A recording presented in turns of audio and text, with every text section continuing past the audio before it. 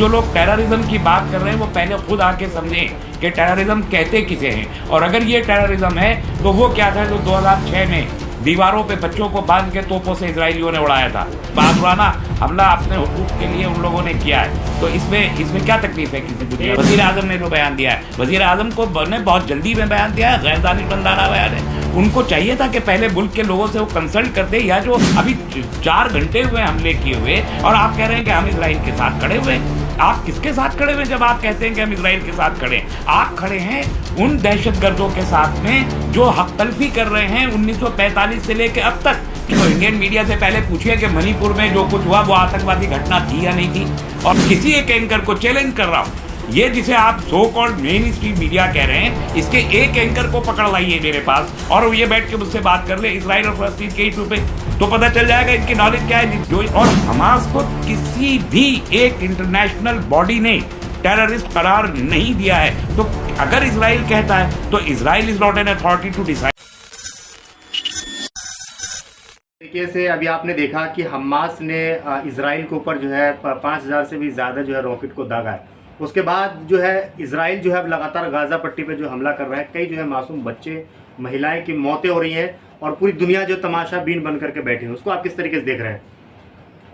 देखिए, हमास के लोग बहुत ज़माने से मजलूम हैं, गज़ा में ख़ास तौर पर 2007 से लेके अब तक मुहासरा है और हर साल 200 या 300 गज़ा के लोगों को और मगरबी किनारे के लोगों की शहादत होती है। इजराइल के फ़ौजी और इजराइल की पुलिस उन्हें मारते हैं, कभी मोहल्लों में मारते हैं, कभी बमबारी करते हैं, कभी वो जाके मस्जिद अक्सा के अंदर निहत्ते नमाजियों के ऊपर गोली चलाते हैं। ये सारा सिलसिला एक ज़माने से चल रहा है और इस सब के चलने के बावजूद बहुत से ममालिक ने इजराइल के साथ इंगेज किया और इजराइल के साथ नॉर्मलाइजेशन का उनका एटीट्यूड रहा है। ये जुल्म कब तक जारी रहता? आखिरकार गज़ा के मजलूमों ने हमास की क़यादत में अपने जुल्म को रोकने की जद्दोजहद का आगाज़ इन 5000 रॉकेटों के जरिए किया है। इसके अलावा मैं इससे ज़्यादा आप हमास को आतंकवादी मानते हैं या फिर आप मानते हैं ये धार्मिक संगठन है? हमास ना धार्मिक संगठन है ना आतंकवादी संगठन है। हमास को सिर्फ यूरोपियन यूनियन, यूके और यूएस आतंकवादी संगठन मानता है। यूनाइटेड नेशंस जो इस दुनिया की सबसे बड़ी आलमी एक बॉडी है और ऑथेंटिकेटेड बॉडी है, लीगलाइज्ड फोरम है, उसने आज तक हमास को एक आतंकवादी संगठन नहीं माना।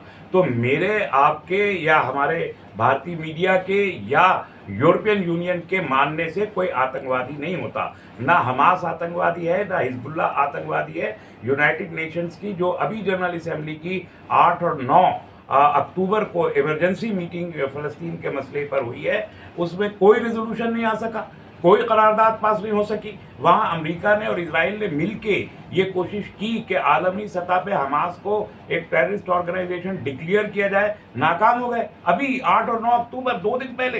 तो कैसे आप ये कह सकते हैं कि हमास एक आतंकवादी संगठन है? वो राइट टू सेल्फ डिटर्मिनेशन की जद्दोजहद कर रहे हैं।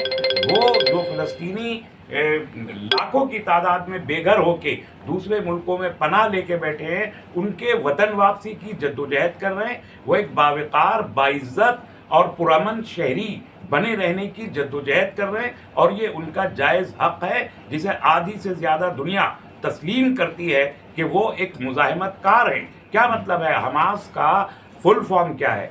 हरकतुल मुकाविमतुल इस्लामिया, ये पूरा नाम है हमास का, जिसका मतलब होता है Islamic resistance movement. Islamic resistance movement.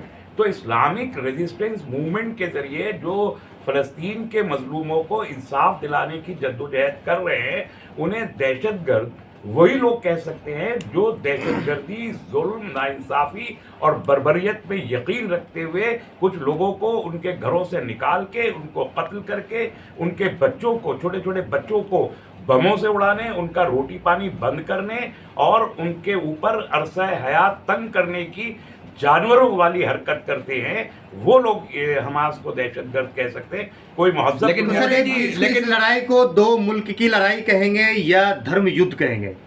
دیکھیے اگر آپ تاریخی پس منظر دیکھیں گے اس کا تو یہ تو ہسٹوریکل ہے، یہ کوئی آج کی لڑائی نہیں ہے. ایسا نہیں ہے کہ 7 اکتوبر 2023 کو اچانک کوئی جنگ شروع ہو گئی.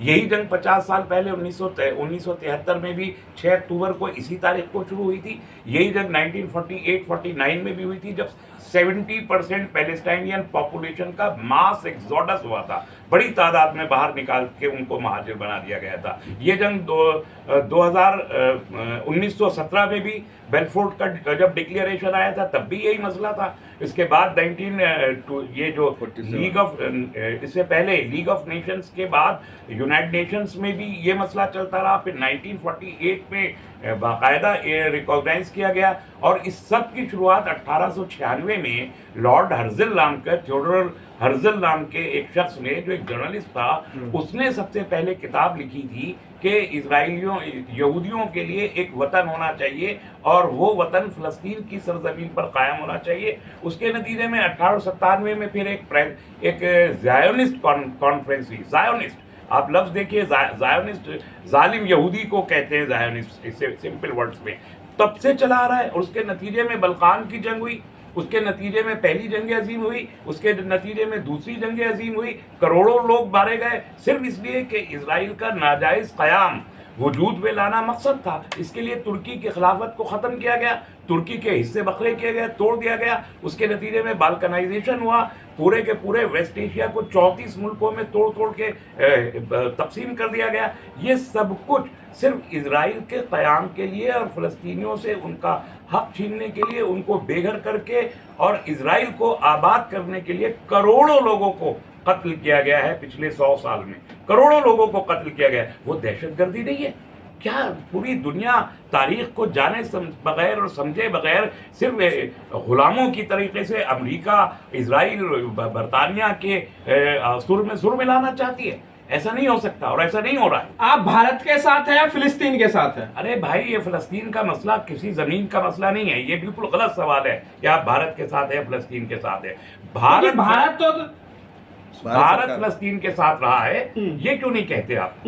مہاتما گاندھی سے لے کے اٹل بہاری واجپئی تک ہمیشہ بھارت کی آفیشیل پالیسی فلسطینیوں کی حمایت کی پالیسی رہی ہے. لیکن آج بھارت اسرائیل کے ساتھ ہے، یہ تو آپ جانتے ہیں. نہیں، بالکل غلط ہے. یہ نوشن بالکل غلط ہے کہ آج بھارت اسرائیل کے ساتھ کھڑا ہے. بالکل نہیں کھڑا ہے.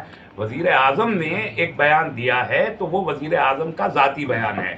بھارت میں اس بیان کو لے کے بھارت کی پولیٹیکل پارٹیز نے، بھارت کے این جی اوز نے، سوشل آرگنائزیشنز نے، جنرل پبلک نے سخت ری ایکشن کا اظہار کیا ہے. آر ایس ایس جو ہے وہ کھڑا ہے اسرائیل کے ساتھ میں. یہ بدقسمت. بھارت سرکار کس کے ساتھ ہے؟ بھارت سرکار کا آفیشیل اسٹینڈ کیسے یہ ایڈمیسیبل ہو سکتا ہے جبکہ ہماری 75 سال کی جو پالیسی ہے 1948 سے لے کے آج تک ہم آفیشیلی ٹو اسٹیٹ تھیوری کی حمایت کرتے رہے ہیں کہ پیلسٹائن اینڈ اسرائیل کو ایگزسٹ کریں سائملٹینیسلی. لیکن اب جس پیلسٹائن کو ایگزسٹ کرنا تھا اسرائیل کے ساتھ، اس کو تو آج 40 سال ہو گئے، 1967 آنورڈ ان کو وہ رائٹ نہیں دیا گیا. تو بھارت کی سرکار میں اگر آر ایس ایس کے ایلیمنٹ کھڑے ہو جائیں گے تو وہ ایکسیپٹیبل نہیں ہوں گے. بھارت ہے. اچھا سر، کچھ سوال یہ ہے، کچھ سوشل میڈیا پہ لوگ یہ بھی لکھ رہے ہیں کہ جو یہودی ہے وہ قبۃ الشخرا اور مسجد اقصیٰ کو شہید کرنا چاہتے ہیں، تو اس کو آپ کس طریقے سے دیکھتے ہیں؟ یہ کوشش تو بار بار کی گئی ہے نا. جو ابھی سیٹلمنٹ بنائے گئے ہیں کنٹینوسلی پچھلے 6 سال میں سیٹلمنٹس بنانے کی تعداد بڑھتی چلی جا رہی ہے. اور یہ سیٹلمنٹ مسجد اقصیٰ کے چاروں طرف کے علاقے میں بنائے جا رہے ہیں. اور یہ اسی لیے ہیں کہ وہاں پر جو مقامی آبادی مسجد اقصیٰ کے چاروں طرف کے جو محلے ہیں، وہاں پر جو مسلمان رہتے ہیں، ان کو وہاں سے بے گھر کر کے زیادہ سے زیادہ تعداد میں اسرائیلیوں کو وہاں بسا دیا جائے تاکہ مسجد اقصیٰ پہ قبضہ کرنا آسان ہو جائے. ابھی مسجد اقصیٰ پہ قبضے کے راستے میں سب سے بڑی رکاوٹ وہاں کے مقامی آبادی اور محلے ہیں جو اربوں پر مشتمل ہیں، وہ نہیں ہونے دیتے ہیں. تو کیا لگ رہا ہے کہ اگر مسجد اقصیٰ پہ قبضہ اگر یہودی جو اسرائیل ہے اگر وہ کر لیتا ہے تو لگ رہا ہے کہ دنیا میں ویسا جنگ کا آغاز ہوگا جو اس سے پہلے کبھی نہیں ہوا تھا؟ دیکھیے ابھی بھی وہی ہو رہا ہے. ہم نے اسی لیے میں نے آج صبح سے یہ کہا ہے کہ ایک تو دوسرے کسی بھی ملک کو اس جنگ کا حصہ نہیں بننا چاہیے، پہلی بات.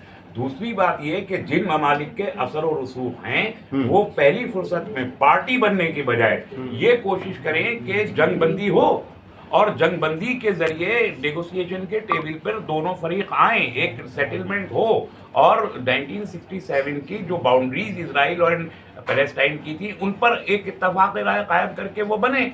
तो इस वक्त की पहली जरूरत यह है कि जंग का एस्केलेशन ना हो। अगर दूसरे ममालिक जी। इस जंग में कूद गए तो एक बहुत बड़ा मसला तो create होगा। कई बार जो है इसराइल के साथ मुआहदा हुआ था, लेकिन देखा गया कि कभी भी जो है इसराइल अपने उस जो एग्रीमेंट हुआ उस पर नहीं रुका है। उसको आप किस तरीके से देखते देखिए हैं? ये यूरोपियन यूनियन और यूएस एंड यूके ये ममालिक जो है इसराइल की हिमायत हमेशा करते रहे, यूनाइटेड नेशंस ने कभी भी नहीं की है। ये एक बड़ा फर्क है। 77 रेजोल्यूशंस यूनाइटेड नेशंस के हैं जिसमें उन्होंने जी। इसराइल को वॉर क्राइम्स का जिम्मेदार करार दिया है। 77 यूएन रेजोल्यूशंस हैं, किसी बाहर के किसी एक सिंगल गवर्नमेंट का नहीं है, मुतफक्का स्टेटमेंट है 77। इसके बाद भी उस पर अमल दरामद नहीं हो पाया कि इसराइल को उसकी कोई सजा दी जाती, सिर्फ इसलिए कि यूरोपियन यूनियन, यूके, यूएस उसकी हिमायत में खड़े हो जाते हैं। अगर इन पर अमल करके इसराइल को जंगी जराइम से रोक दिया गया होता तो फलस्तीन और इसराइल का मसला हल हो चुका होता अभी तक।